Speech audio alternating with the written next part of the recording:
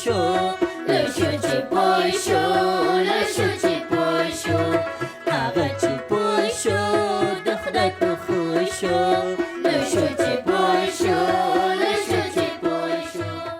د لوی شو چې پوه شو د پروګرام اوریدونکو سلام. دا د نن یو ځل بیا ستاسو په خدمت کې یو. آیا د حساب په تدریس کې د عددونو د زده کولو سره سم د جمع او تفریق د مفهوم زده کړه لازمه ده؟ دا زموږ د نننی پروګرام موضوع ده. په تیر پروګرام کې مو د زده کړې د مختلفو لارو په اړه خبرې وکړې.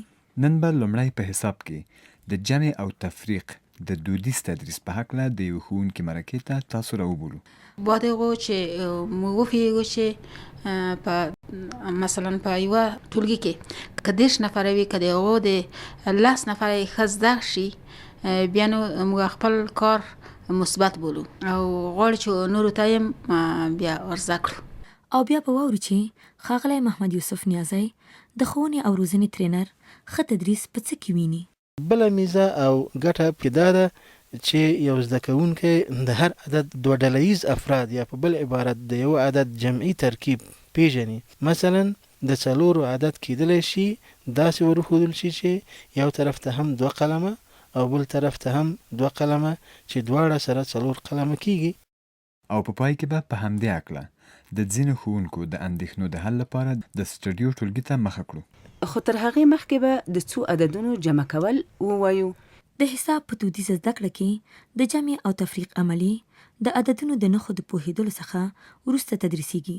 راځئ چې په دې اړه د محترمې ګلغوټۍ مرکې ته غوږ شو چې آیا په ښوونځیو کې رښتیا هم همداسې تدریس کیږي او که نه.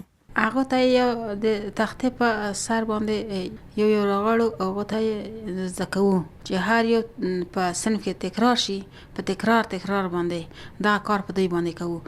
بیا دوی ته کورنۍ وظیفه سپارو. سبا ته مغه درس هم چې نن ورکړی دی سبا ته په دوی باندې تکراروو او ګورو چې کومه یوه هغه زده کوونکي د هغو نه ښه استفاده کړې ده. بیا نو بادغو چې مو وفیږو چې په مثلا په یوه ټولګي کې که 10 نفره وي که د هغو د 10 نفره یې ښه زده شي بیا نو موږ خپل کار مثبت بولو او غواړو چې نورو ته یې بیا ورزده کړو. تاسو واورېدل چې محترمې ښوونکې وویل چې په لومړي ټولګي کې زده کوونکو ته عددونه ښودل کېږي. خو په داسې تدریس کې نه زده کوونکي د عددونو په مفهوم پوهیږي او نه کولی شي چې عددونه په خپل ورځني ژوند کې وکاروي. نو د دې لپاره چې دوی وکولی شي چې عددونه په ورځني ژوند کې وکارولی شي لازمه ده چې دوی ته د یویزو عددونو د زده کړې وروسته د جمع او تفریق عملی تدریس وشي. خو راځئ چې ښاغلی یوسف نیازی په دې هکله څه وایي. د جمع او تفریق ساده اشکال لکه 1 جمع 2 مساوي 3 یا 3 منفي 1 مساوي 2 باید د اعدادو د زده کړې سره سم یو زده کوونکي ته ورزده کړل شي، خصوصا کله چې د اعدادو زده کړه له یو خانه‌ایي اعدادو نه پورته شي. او دا میتود د زده کوونکي په ذهن کې د ډیرو سوالونو جوابګوی دی، ځکه کله چې هغه وایي 1 2 3 4 5 6 7 8 9 10 د هغه په ذهن کې ډیر سوالونه پیدا کیږي. مثلا ولې اعداد په دې ترتیب نشو ویلی 4 6 8، لکن کله چې هغه ته عملی وښودل شي. بله میزه او ګټه پکې دا ده چې یو زده کوونکی د هر عدد دوه ډله ییز افراد یا په بل عبارت د یو عدد جمعي ترکیب پیژني. مثلا د 4 عدد کېدلی شي داسې ورښودل شي چې یو طرف ته هم 2 قلمه او بل طرف ته هم 2 قلمه چې دواړه سره 4 قلمه کیږي. همدارنګه کېدلی شي د دې عملي عکس اسلوب زده کوونکو ته عملا ورښودل شي چې هغه د تفریق عملیه ده.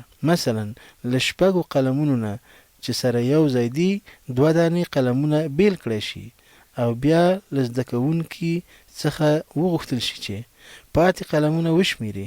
طبعا وایي چې 4 قلمه پاتې دي. دلته زده کوونکي د 4 او 6 ترمنځ د فرق په اندازه پوهیږي چې هغه 2 دي، یعنی د تفریق له عملیې سره په ډیر ساده اسلوب آشنا کیږي. د ښاغلي نیازي مرکه خو مو واورېده چې د جمع او تفریق عملیې باید د یویزو عددونو نه وروسته تدریس شي. خو په ټولګي کې د داسې تدریس په لړ کې ښوونکي داسې اندېښنه څرګندوي چې دا خو جوته شوه چې زده کوونکي باید له پیله څخه د جمع او تفریق د مسلو سره بلد شي. خو څنګه؟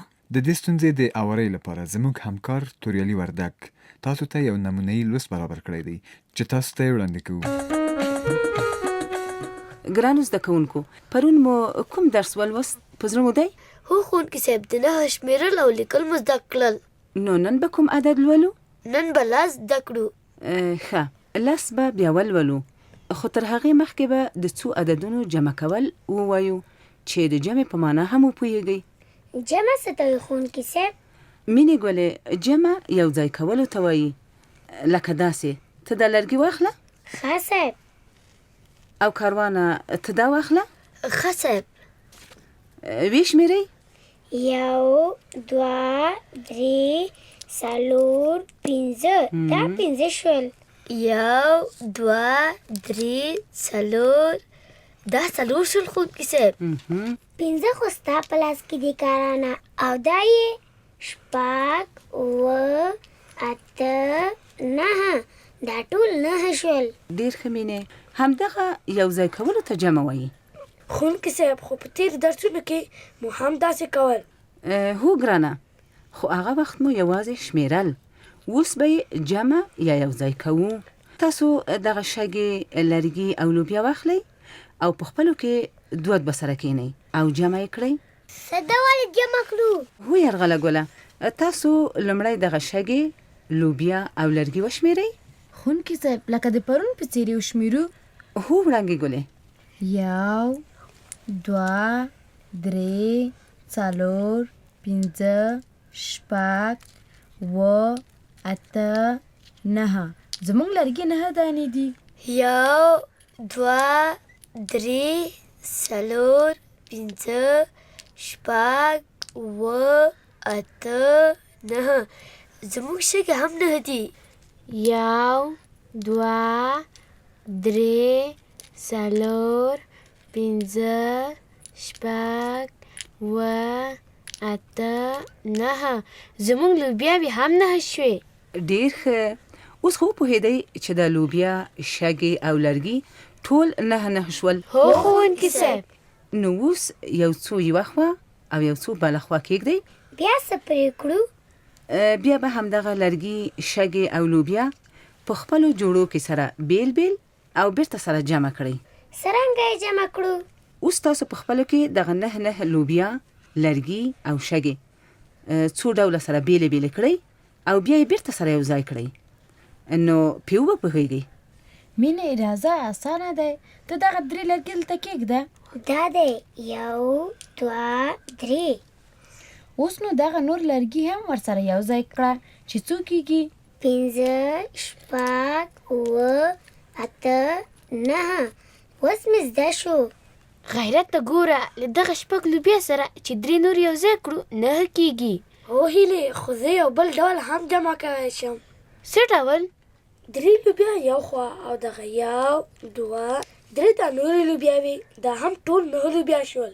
یرغله، کله دغه 5 شګو سره 4 نور یو ځای کړو 9 کېږي. پرې وپوهېدئ؟ هو کالواله، پرې وپوهېدم. ښوونکي صاحب، موږ خو پرې وپوهېدو، څو ډوله جمع کول مو زده کړل. ډېر ښه ګلې، چې په لوبیا، شګو او لرګیو مو زده کړل، نو راځئ چې اوس یې جمع کول په لیکلو هم زده کړو. ښوونکي صاحب، په لیکلو هم همداسې اسانه زده کېږي؟ هو مینې ګلې، اوس به یې زه په توره دړه څو مثالونه ولیکم او بیا به یې په همغه لاره تاسو هم جمع کړئ. 6 جمع 3 مساوي په 9 او 5 جمع 4 دا هم مساوي په 9. ښوونکي صاحب، 3 جمع 3 جمع 3 هم 9 کېږي؟ هو کاروانه ګله، ستا ځواب بیخي سم دی. همداسې جمع یې په خپلو کتابچو کې هم ولیکئ. تاسو مو کتابچې پرانیزئ؟ یرغله، ته ګوره، لومړی به یې زه جمع کړم. 5 جمع 4 مساوي په 9. تا خو سم ولیکل کاروانه. اوس به یې زه ولیکم. 2 جمع 2 مساوي په 9. سم دی کاروانه. 2 جمع 2 مساوي 9.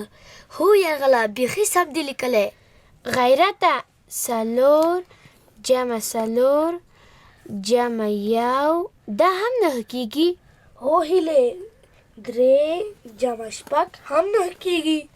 2 جمع 2 جمع 2 مساوي شپږ او شپږ جمع 3 مساوي دا هم 9 کیږي. هو مینې دا هم 9 کیږي خو تا ډېر اوږد ولیکل. وړانګې ګلې مینې بیخي سم لیکلي. دا ډول جمع هم سمه ده او په راتلونکي کې به نور ډولونه هم ووایو. دا مو زده شول؟ هو ښوونکي صاحب دا جمع کول ډېره ګټه لري. موږ به اوس په کورونو کې هر شی په همدغه ډول جمع کوو. هو کاروانه بچیه، جمع رښتیا ډېره ګټه لري خو چې ښه مو زده شي. څنګه به یې ښه زده کوو؟ کله چې کورونو ته په خیر لاړئ نو هلته به هم د خپل کتابچو په یو مخ کې همدغه د 9 جمع څو ډوله ولیکئ چې لا نور مو هم ښه زده شي. سمه ده ښوونکي صاحب.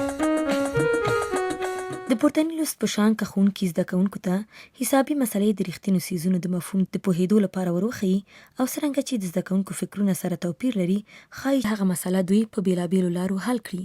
نو ښوونکي باید د دوی ټولې لارې وستایي او د هغه ترڅنګ دوی ته د مسلو د حلولو لپاره نورې ساده لارې هم وروښيي. دا و زموږ نننۍ خپرونه چې تاسو ته مو وړاندې کړه. د محترم ښوونکو نه زموږ یوازینۍ هیله دا ده چې د پورتني پروګرام لوی ټکي په خپل ټولګي کې په نظر کې ونیسي. ښاد او بریالي اوسئ. هغه چې پوه شو د خدای په خو شو، له شو چې پوه شو، له شو چې پوه شو، هغه چې